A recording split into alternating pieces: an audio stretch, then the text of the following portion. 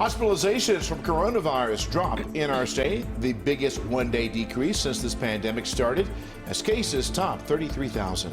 Hello, everyone. I'm Vic Carter. And I'm Nicole Baker. It's a step in the right direction because hospitalizations are just one of the key numbers that Governor Hogan is watching closely as he decides when to begin the reopening process. We're expecting a decision on that sometime this week. Tonight, we have extensive live team coverage, beginning with WJZ investigator Mike Helgren in one of the hardest hit Baltimore zip codes. Mike.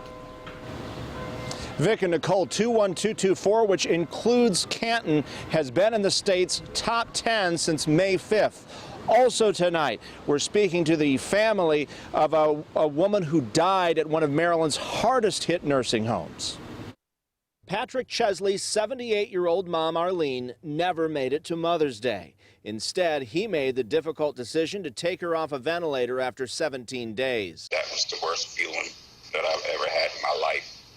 Was just watching her take her last breaths. Arlene Chesley is one of 34 residents at Sagepoint Senior Living in Plata to die of the coronavirus, the most deaths of any nursing home in Maryland. The state hit Sagepoint with $10,000 a day in fines for violations that include failing to separate COVID-negative and positive patients and make staff wear protective gear. Sagepoint calls the state's claims patently false. That $10,000 a day fine, it doesn't appease me one bit.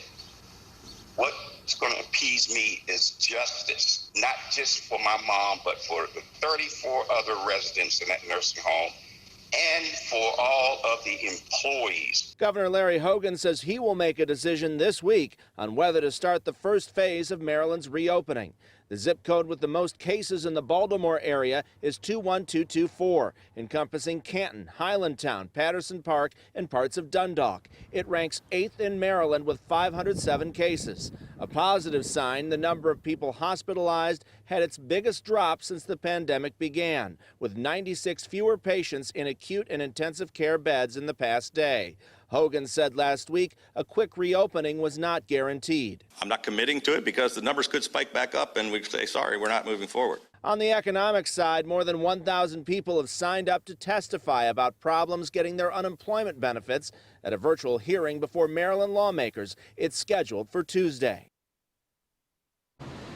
And that hearing is supposed to start at 1 o'clock in the afternoon and last 9 hours, showing people's frustration with this system.